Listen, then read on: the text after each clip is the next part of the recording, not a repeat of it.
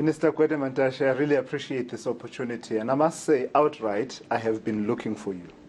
I have been trying various avenues and pestering your team to say that I'd like the opportunity to engage with you. I'm sure you tried at wrong places, because it's not an effort to find me.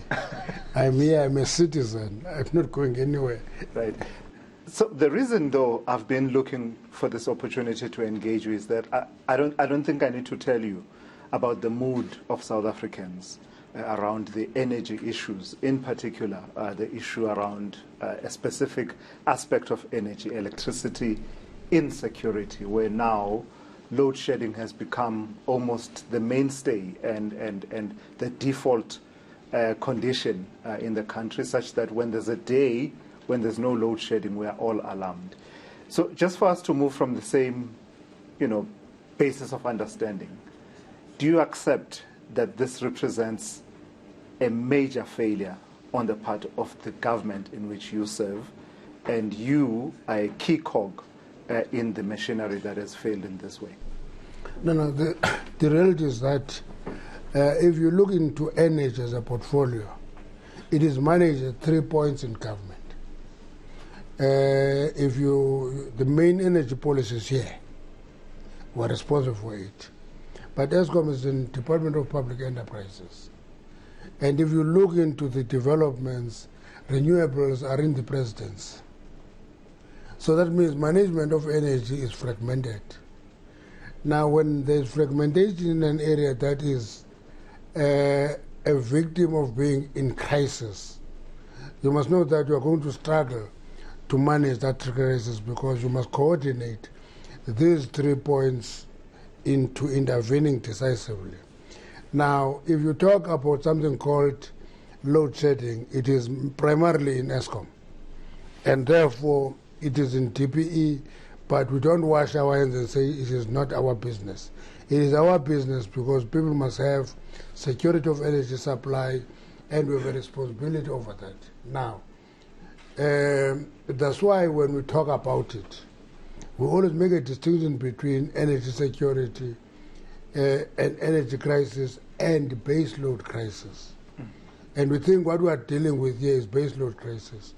A base load crisis is a crisis that emanates from the fact that ESCOM, which is actually providing base load from coal generation, has a gap of 20,000 megawatts that are not decommissioned but do not supply energy. That is where the focus should be for now, to correct the issue of load shedding. If we don't correct that, we can give 101 permits of renewables, we will not resolve that problem. So when you talk about the 20,000 megawatts shortfall, and you attributing it to capacity that is not decommissioned, but it's not supplying energy. Yes. What do you mean by that? Is it power stations that are just not functioning? ESCOM has a connected capacity of energy of 48,000 megawatts, but at best it gives us 26,000 megawatts. The gap between 26 and 48 is 22 to be exact, but we gave it a benefit and said 20. Unless we can deal with those units, maintain them, service them, load shedding is going to persist. So from where you sit, as the people responsible for the policy, but also for new pathways to add to generation capacity, you believe you've done your part, and ESCOM, from what you have done, should be able to meet the base load. We continue doing what we should do. From 2011 to 2019, 4 bid windows were issued. From 2019 to 2022, we've issued bigger bid windows, and we are going to issue bid window 7 now. All those windows are much higher than the previous ones. And what is important is that those bid windows give you energy from renewables, which have a shortcoming of no base load. Number 2, time limits. If you are dependent on PV, solar, You must appreciate that solar will give you energy when there is sun. When there's no sun, it won't give you energy. Wind farms will give you wind when there is wind. They will give you energy when there is wind.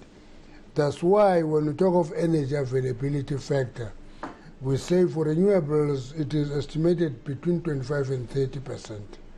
It means if you want 10 megawatts of energy, you generate 30 megawatts of energy. While in coal, you get more than 70% of energy availability factor, and in nuclear is 80 and above. So that's why a combination of technologies is the best option for all of us. Yeah. Before we get to that, and we will talk a bit more about that, because you've been championing it for a while, that the transition doesn't mean that you abandon some of the technologies that have proven to be reliable and are feasible. So we'll get to that. But I want to go back to this issue around the whole portfolio of energy being in separate line departments within government and political oversight therein. What then do we say to South Africans? Because the fact that you, as Minister of Mineral Resources and Energy, have seen what the problem is, means that the problem could have been fixed in terms of streamlining and perhaps aligning and saying that what needs to shift. Does Eskom need to shift to mineral resources, for example? And before you answer, by the way, let me preempt you and say an answer that says these are processes is not acceptable in 2022, because you and I had this conversation as early as 2019 when you first spoke of it, at least to me. I won't blame processes. I will accept that the responsibility of allocating portfolios is the responsibility of the president. So I don't allocate portfolios. A portfolio is allocated to me, and I manage that part of the portfolio that is with me to the best of my ability. And I imagine that the next minister does the same, and the third minister does the same. And therefore, that issue is addressed to a limited extent by setting up that IMC that deals with energy crisis. It's an effort to coordinate that work, but technical work needs to be seen through the value chain, and you deal with it holistically. If you do that, you're likely to find a solution. You know, one time I went to Nigeria, and I came back and said to the president, "No, President, by Nigeria, the Minister of Energy is the president." And I said, because they wanted energy to be in the highest office, and they managed, they said, "Don't you think that is an option here?" I said, no, that's not an option. But I can tell you that it doesn't matter where it is located.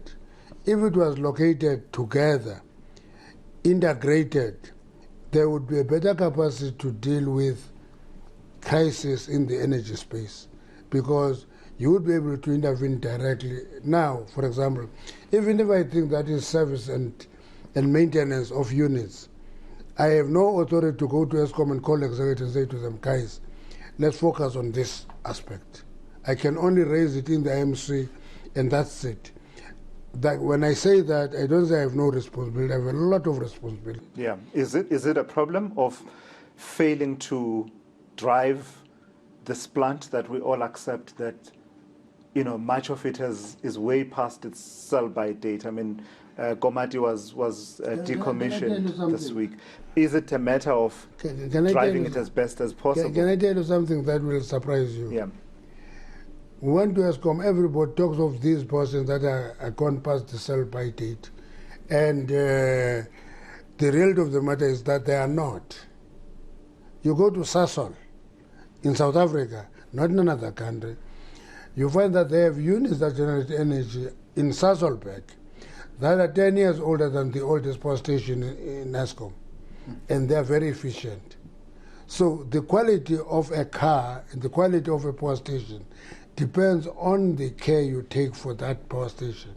If you take full care of that power station, you extend the life. That's why, for example, it is possible to extend the life of Koeberg by another 20 years, because it has been looked after. It's the only nuclear power station we're having, and it is maintained, and we're giving it 20 more years. and it will go through that 20 years efficiently because it is giving us the lowest cost electricity in the country. Well, the International Atomic Energy Agency has some concerns about that, the Koeberg life extension. There are a number of issues that they flagged in terms of the report that they just issued recently, some of which actually, to the untrained eye, to my untrained eye, look to be quite concerning. For instance, leaks from some of the containment measures there that were investigated but never really found out to say exactly where does this leak emanate from. Well, we're having a very competent regulator called the National Nuclear Regulator here, NNR. It's doing very well. That's why we have no incident from Koeberg for 40 years. Okay. Now, we want to extend that life. We're not expecting any incident because the process is going to be thorough. If there are suspicions, it will be delayed. And that's how strict it is. And we're affiliated to the International Atomic Energy Body, which has a responsibility to come here from time to time and inspect our site. So, from where we're seated, Koeberg doesn't pose a threat. Koeberg is looked after, and it is actually monitored strictly by a very competent regulator, the National Nuclear Regulator. Well, some in civil society are even questioning that, the competence, well, not competence, but the independence of the regulator. They're saying that, the civil society voice, for example, was silenced when you decided to remove the board member that was there. We didn't silence any civil society. We said send a replacement. All we silence is a person who comes to the board of the regulator and say, I'm working against nuclear, but I want to serve in the board. There's no such a board. You can go to all the regulation of board in the private sector. If you are against that particular sector, you can't serve in its board because you must be given space to protest and interrupt it. But you can't interrupt it from the board because that means you're going to be an insider trader who come to the board meeting, listen to the strategy, go out and develop an approach to disrupt it. Yeah. It cannot be allowed. It will be reckless on our part.